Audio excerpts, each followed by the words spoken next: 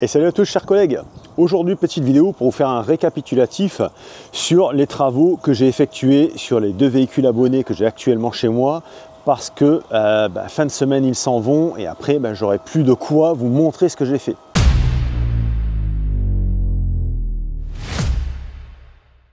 Donc le chausson, vous avez vu la petite vidéo concernant l'installation du panneau solaire. À l'intérieur de ce chausson, ici au niveau cuisine on avait 7 éviers, un évier rond. Alors c'est vrai qu'il n'est pas très pratique, il est plutôt petit.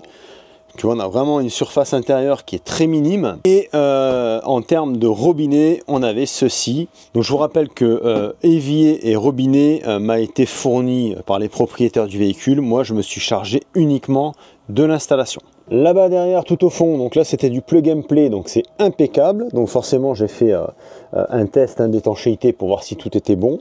Et il y a eu pas mal de modifs en fait, par contre au niveau de la bonde, parce qu'on passait plus du tout au même endroit. Il a fallu modifier la pente, il a fallu démonter l'intérieur du meuble, ici là sur le côté. Il a fallu que je démonte pour pouvoir changer le passage de l'évacuation d'eau et lui mettre une pente suffisamment convenable pour qu'on ait une évacuation correcte. Ensuite, je me suis occupé d'installer un kit GPL. C'est les kits tout prêts que n'importe qui peut installer soi-même. Alors je vais vous montrer, il y a un petit peu du pour et du contre pour moi sur ces kits. Perçage de la porte pour installer le système de remplissage ici en façade. Alors moi je suis contre, mais mes abonnés ont tenu à ce que je mette ce système là sur la porte, donc le client est roi, donc je me suis exécuté. Mais moi personnellement je l'aurais pas fait et je vais vous expliquer pourquoi. Le tuyau qui vient se raccorder ici est quand même très rigide, donc quand c'est fermé ça va, par contre quand tu ouvres, voilà ce qui se passe. Tu vois, le tuyau a tendance à pincer ici et c'est pas génial du tout. Moi, je suis vraiment pas fan, mais on n'a pas le choix. J'ai beau tourner la bouteille dans tous les sens ou le flexible dans tous les sens, il y a toujours un moment donné où ça pince parce que quand tu ouvres, en fait, tu modifies l'angle d'arrivée de ce tuyau. Je ferai un test de remplissage, on fera un test d'étanchéité aussi pour voir qu'on n'ait pas de problème de fuite de gaz au niveau de cette bouteille. Ensuite, on passe sur le véhicule de Paul. Donc le véhicule de Paul, c'est celui-ci, un Magellan 643. Donc Paul m'a appelé et me dit « Régis, j'ai une infiltration d'eau au niveau de mon lanterneau ». Alors ce qui est bien, c'est que Paul est pas très loin, il est dans les Bouches-du-Rhône, moi je suis dans le Var, on est sur des départements qui se touchent, donc ça faisait pas trop loin. Il est venu avec le véhicule, on a sondé pendant pas mal de temps avec l'humidimètre, le petit top test que je vous avais déjà présenté. Alors pour ceux qui veulent se munir de ce petit appareil, je vous mets le lien dans la description de la vidéo, comme ça vous l'avez. Et donc on a checké comme ça partout le véhicule. Donc Paul me dit, je suis quasi certain que ça vient du lanterneau, puisque ici, j'ai eu de l'eau qui s'est mis à couler à un moment. Donc moi, l'humidimètre m'annonçait un petit taux d'humidité ici. Je vais plus vous donner les chiffres, mais bon, c'était encore dans la tolérance, on va dire. Et sur tout le reste, rien du tout. Donc pour moi, l'infiltration au niveau lanterneau était écartée. Puisque le plus gros problème, c'était de l'eau qui coulait ici. Donc j'ai sondé, j'ai cherché et on a trouvé le problème. J'avais un gros taux d'humidité là-bas au fond, on va dire dans la capucine, la petite capucine qu'il y a là. Et après recherche et investigation, j'en ai déduit que ça venait d'un pastois. Alors en effet, je vous montre un petit peu quelques images de ce pastois qui a été posé, comme ça a été posé, mais à mon avis pas vraiment dans les règles de l'art, puisque sur ce type de pastois, il faut impérativement mettre du primaire, puisque le Sika ne tient pas sur cette matière plastique, ou très difficilement. L'adhérence n'est pas très bonne sur cette matière, donc il faut impérativement mettre du primaire au dos et mettre du primaire sur la tôle. D'ailleurs, les deux autres pastois qui ont été montés avec du primaire, eux, ne représentent aucun problème d'humidité. Donc tant qu'à faire, je me suis quand même occupé de ce lanterneau, on lui a quand même fait un joint de sécurité. Bien qu'au début, c'était prévu de le démonter intégralement et de changer le joint butyle, là, on avait 0 taux d'humidité sur la périphérie en fait de ce lanterneau. Donc aucun intérêt de le démonter puisque l'infiltration venait pas de là. J'ai démonté le capot, j'ai nettoyé tout nickel avec le tornado, de façon à enlever toutes les tous les débris en fait qui sont venus s'accumuler là-dedans avec les années. Ensuite nettoyage toujours avec le Tornado, avec le produit, et ensuite j'ai regraissé intégralement le système, puisque en revanche le problème qu'on avait avec ce lanterneau, c'est que quand on le fermait, tu vois, hop, là, ici, il se fermait un coup sur deux.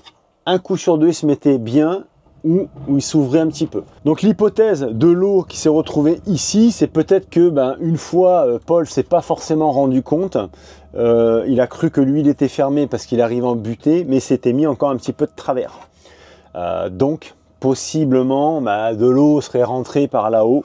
Bon, c'est possible hein, avec les éclaboussures, si vraiment il pleut fort, je pense que c'est possible que ça rentre. D'ailleurs, je viens de voir un truc. Tu vois, je ne sais pas si on va s'en rendre compte en vidéo, mais là, on voit des traces d'écoulement anciens, tu vois, des traces d'écoulement. Donc, je pense qu'en effet, je ne sais pas si on voit sur la vidéo, hein, mais là, on voit vraiment clairement des traces d'écoulement. Donc, je pense que mon diagnostic, il est correct. Ça se passait là. Alors, bon, là, maintenant que j'ai tout regraissé, nettoyé, il ferme nickel du premier coup. Au démontage du pastois, je vous mets des petites vidéos comme ça d'incrustation, mais vous voyez que voilà, c'est gavé d'eau hein, au démontage. Bon les amis, le diagnostic était le bon, puisque là, voilà, on voit clairement que là il y a de la flotte. Voilà.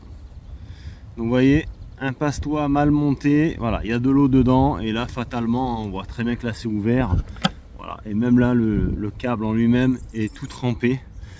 Donc le problème d'infiltration d'eau vient bien d'ici, tu vois, là c'est bourré d'eau. Voilà, là ici, là, c'est tout bourré d'eau. C'est vraiment trempé, quoi. Voilà, c'est clairement rempli d'eau là-dedans, donc l'infiltration venait bien de là. Donc là-bas, ce que j'ai fait un joint de propreté, donc après avoir démonté le capot, l'avoir nettoyé, etc. Un joint de propreté sur lui, ou plutôt un joint de sécurité. Un joint de sécurité sur lui aussi, puisque on ne sait jamais, hein, on est encore une fois sur des trucs rapportés, et leur système de cale, là, moi je suis pas fan. Hein. Tu vois, sur les fourgons aménagés, en fait, ils ont des entretoises comme ça hein, qui placent. Moi je suis pas fan, parce qu'en fait, tu peux avoir deux sources d'infiltration. Tu peux avoir en bas et ici, tu vois, et quel que soit l'élément. Hein. Tu vois, par exemple, le champignon, là, tu peux avoir un problème d'infiltration en bas ou un problème d'infiltration ici. Donc en fait, les soucis d'infiltration peuvent tout le temps être multipliés par 2 sur les fourgons. Donc c'est là où il faut être vigilant. Alors bien qu'on ait une petite marche, bon, ça se joue par endroit à 5 mm. Quand vraiment ça pleut fort, je te garantis que les 5 mm, ils sont avalés. Donc ça peut rentrer en bas ou au-dessus de ces 5 mm.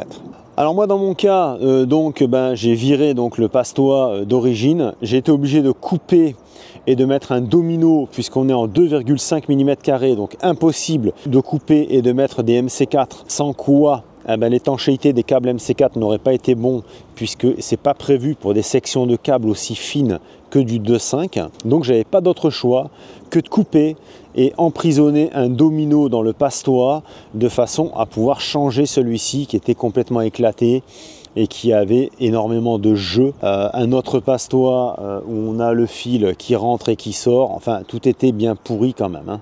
Donc ceux-là sont quand même bien montés, hein, les deux premiers. Donc on les a gardés, on a fait un joint de sécurité et on a rempli quand même les entrées de câbles par sécurité. Ça c'était celui-ci qui avait un problème, mais qu'on n'a pas changé, je vais t'expliquer pourquoi. Celui-ci était la principale cause du problème. Donc là, tout est neuf, tout est nickel, il n'y a plus de problème. Alors celui où on a le câble là qui bouge un petit peu, bon, j'ai rempli de silica, j'ai bouché, parce que le problème c'est que pour le changer, pareil, il faut tout démonter. Et quand je dis il faut tout démonter à l'intérieur du fourgon. Alors un camping-car c'est une chose, un fourgon aménagé, lorsqu'il faut y mettre les mains dedans, c'est plus du tout la même. On est sur une conception de fabrication qui est complètement différente. Pour sortir le câble que je viens de te montrer, en fait, il faudrait démonter déjà l'intégralité de ce meuble. Voilà. Donc déjà, tout ce meuble-là, faut le tomber. Ce qui veut dire qu'il faut aussi démonter des modulateurs, cet appareil-là, la télé. Voilà, il faut démonter le meuble complet. Mais ce meuble-là, en fait, c'est un bloc qui va jusque là-bas. Tu vois ? Donc moi j'ai l'impression qu'ils passent tout d'abord et ensuite ils mettent les meubles, tu vois ce que je veux dire? Sauf que quand tu dois intervenir derrière, eh ben, t'es marron. Le câble noir que tu vois ici, c'est le fameux câble solaire qui est là-haut. Moi j'aurais voulu l'utiliser comme furet en fait, pour tirer dessus et changer éventuellement le câble ou le sortir et le repasser dans un sens pour éviter de couper et mettre un domino. Impossible. Impossible, ça doit passer dans des contre-plaques, enfin c'est complètement bloqué, on n'arrive pas à bouger le câble, c'est juste pas possible. Toujours est-il qu'à présent, le problème est réglé. Alors demain il pleut, donc ça tombe bien puisque demain on est vendredi, il va pleuvoir toute la journée et le propriétaire vient récupérer son véhicule samedi. Donc moi demain, ce que je vais faire, je vais aller à l'intérieur du véhicule et je vais ressonder pour voir si on a un taux d'humidité anormal ou pas. Toujours est-il que là, il a bien séché. Quand le propriétaire me l'avait ramené, tu vois, ici, on avait un taux d'humidité qui était énorme. Et là, tu vois, on est à 11,5. Voilà, on a 11,5, 11,7. Tu vois, on a quasiment plus rien. À savoir que quand on avait fait le test avec Paul, on était carrément dans le rouge, hein. Donc dans le rouge, ça veut dire pas bon du tout. Là, il nous reste un petit taux d'humidité résiduel, mais qui est tout à fait acceptable en fait, hein. Voilà, tant qu'on est dans le vert, on est bon. Donc là, c'est du résiduel. Après, il faut le temps que ça sèche à cœur, hein. Mais toujours est-il que ça n'a absolument plus rien à voir avec ce qu'on avait quand Paul m'a amené son véhicule. Allez les amis, je vous dis à très bientôt, portez-vous bien, on se retrouve très vite pour une prochaine vidéo, profitez de la vie, ciao!